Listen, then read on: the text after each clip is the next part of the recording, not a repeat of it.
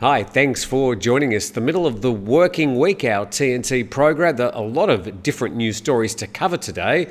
We've got our very first guests arriving at the new beach house, which is just behind me here, where I live. So madness today. We're just trying to get all the finishing touches and hopefully welcome customers to beach house number 3, which is called, by the way, Bamboo Beach House. I'll explain why one day. Let's get into this first story. And from Thai PBS World, former police chief among 8 to be indicted over Red Bull Air's hit and run case. If you're not aware of this story, I'll bring you up to date a little bit later. But, this is now 12 years after the incident. Nearly 12 years. Let's find out what's happening. The Office of the Attorney General has agreed to indict a former police chief, a former Deputy Attorney General, and 6 other individuals with malfeasance in office for allegedly helping Red Bull Air Boss Yoovidya to evade prosecution following a fatal hit-and-run incident back in 2012. Now, 6 other individuals, a police major general, a former divisional commander, a former inquiry officer at the Tonglaw police station, public prosecutor and a deputy professor, all also being indicted. The Office of the Attorney General spokesperson said that they decided to retain 4 other suspects as prosecution witnesses. Now, in 2020, then Prime Minister Prayut Chan-o-cha ordered the setting up of a fact-finding committee to investigate the high-profile fatal hit-and-run case in which the Red Bull Air is implicated after the public prosecutors decided not to indict the fugitive suspect Vorayut, also known as Boss, infamous as Boss. Let's just check a little bit about the history of this case. Involves the death of an on-duty policeman, Wichian Klamprasert. He was a Thai police officer and he was allegedly killed by Boss Yoovidya, the grandson of the billionaire Red Bull co-founder Chaleo Yoovidya, in a hit-and-run incident in Bangkok back on the 3rd of September 2012.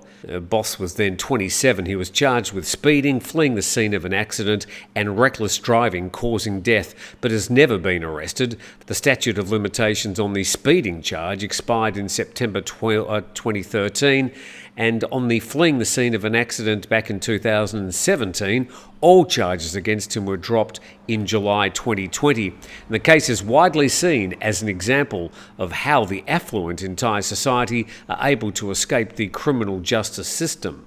My guess is that we haven't seen the end of this particular story, even some 12 years after the original accident.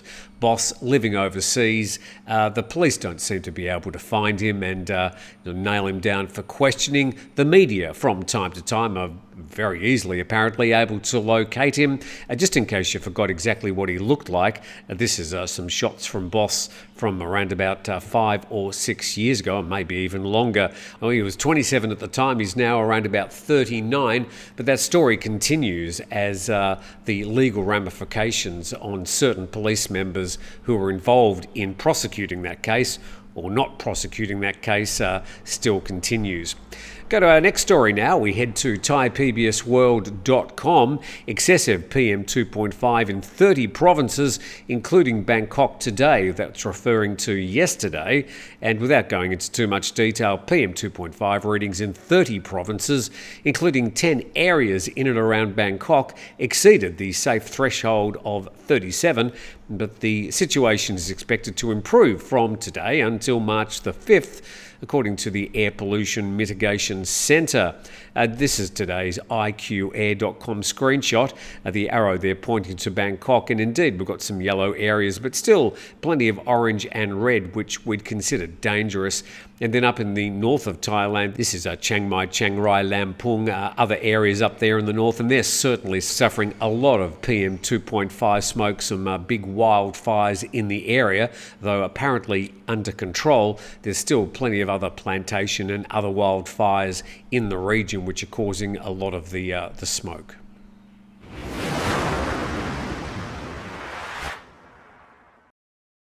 Wednesday's TNT from our somewhat temporary home.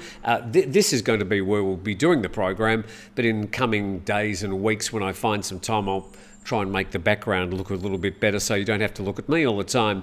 How many of you use food apps and food delivery services?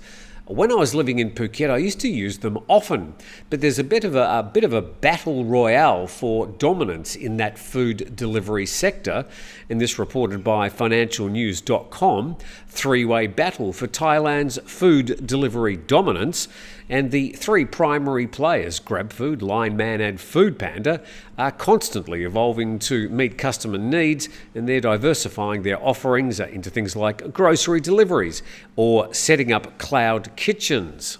These companies face several challenges that could potentially hinder their growth, things like rising costs coupled with low margins. And also consumers tend to switch between different platforms. So if you don't find a restaurant you're looking for on one of the apps, you can probably find them on another. So I don't think there's much brand loyalty when it comes to these food delivery services. But interested to know in the comments, how many times a week do you use food delivery services? I know there was one stage of my life when I was getting deliveries literally every day.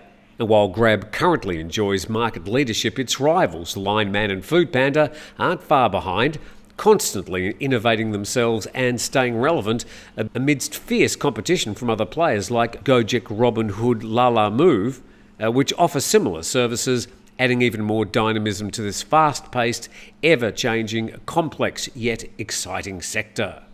And the other question is, do you tip the driver when they arrive? I think they don't really make very much at all, certainly speaking to some over the years. But do you tip? And if you do you tip every time or just sometimes, and how much? Let's see what the Prime Minister's been doing when he's not doing sneak inspections of Suvarnabhumi Airport. ThaiPBSWorld.com reporting the Prime Minister visiting Restive South amid heightened security. And the Prime Minister, Srettha Thavisin, has been heading down to Pattani, the district's also home to the Cruce Mosque, which was the scene of a massacre in 2004 in which 32 people were killed by Thai security forces following a day-long siege.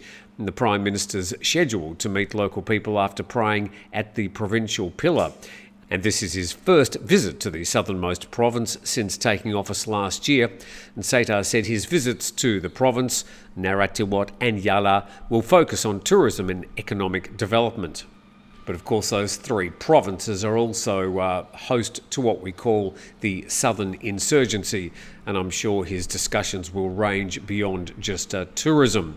We go to Calsot English, their Facebook page. The Prime Minister, Srettha Thavisin, and his colleagues paid a visit to the Pattani Provincial Centre Mosque on Tuesday evening and met with the Central Islamic Committee. And the Prime Minister said he was pleased to observe Pattani Province's potential, and the government will provide assistance in attracting more tourists to produce revenue for the province. And he assigned the Southern Border Province's administrative centre with inspecting all of the Central Mosque's public facilities. And this Prime Minister, probably more than the past, doing his best to get out and about, not only overseas, but also around the country.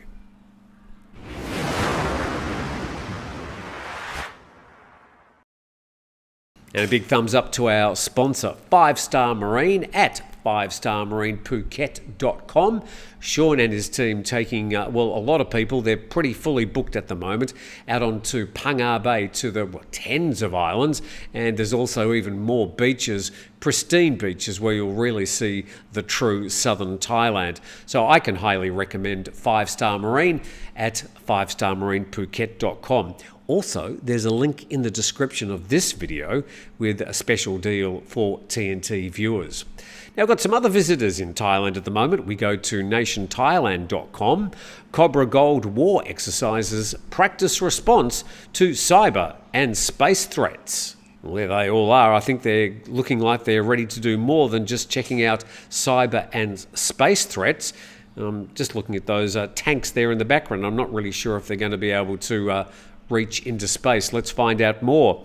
The armed forces of Thailand and the United States on Tuesday kicked off this year's Cobra Gold military exercise at Utapao International Airport in Rayong, with the participation of nearly 10,000 military and humanitarian personnel from several countries.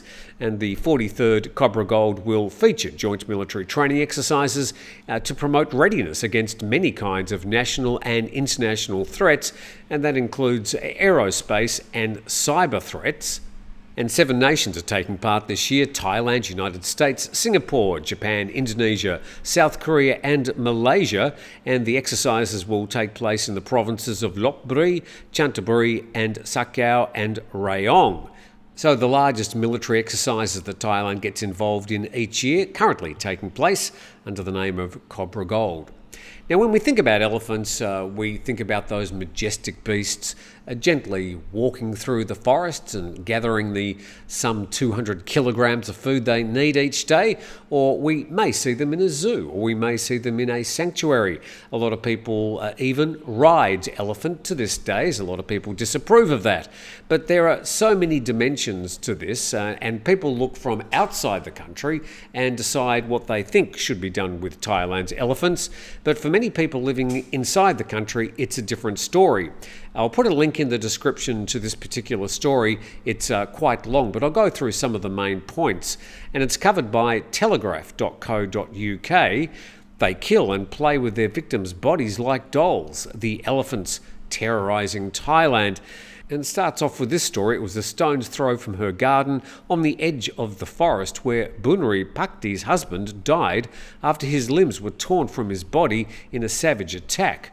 And Per Pakti had been crossing the plantation behind their house in eastern Thailand when he encountered the animal that would rip him apart like a rag doll, a 10-foot-tall bull elephant nicknamed Yellow.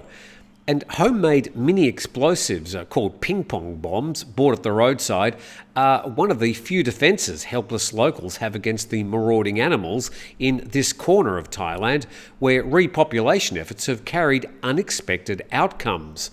A decade ago, Bunsri, 69, had never seen an elephant in her small village. But recent efforts to bring back the animals include a ban on hunting with a 10-year jail sentence for killing elephants. And they're being coupled with an ever-shrinking natural habitat. And this has brought the majestic creatures, some the size of a small house, into close contact with humans. After years of endangerment, numbers in the wild have surged, yet the consequences have been fatal for local communities.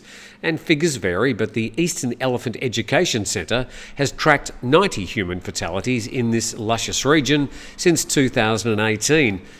And close to 100 elephants have died nationwide.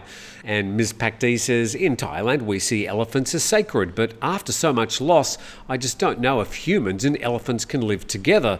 The government tells us to live with them. I think it's impossible, she said. Another person in the village said if a person dies, the government provides 50,000 baht of compensation at most.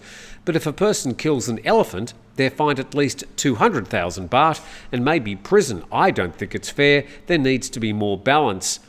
And another villager agrees that population control may be necessary, but adds that reforestation is also required to ensure elephants have enough space. And in many areas, the national parks alone are now not large enough to sustain a growing and uncontrolled elephant population. And so the elephants are moving into eucalyptus, rubber and palm plantations near local communities where there are increasingly aggressive clashes over critical resources, space and food. And obviously elephants need a lot of both, space and food. So a different perspective there from telegraph.co.uk. I'll put a link in the description of this video if you'd like to read that whole story. And well, as they say, now for something completely different reported on Calslot English. And Police Senior Sergeant Major Serachai Sukmak is popular in Nakhon Sawan province. He serves as a tourist police while on duty And when off duty, she competes at local beauty pageants, representing local tourist police and donating award money to charities. Sarah Chai said the police force has become more accepting of LGBT officers, although some of his or her colleagues are still grappling with the new realities. There are people who like both his role as a handsome police and her role as a beauty pageant contestant. So over to you. Do you prefer Sarah Chai, the beauty pageant winner, or Sarah Chai, the local tourist policeman? And with that, thanks for watching today. Hopefully you're a bit more up to date with things happening around Thailand. Don't forget to subscribe. Thanks. Otherwise, we'll see you on Thursday's program.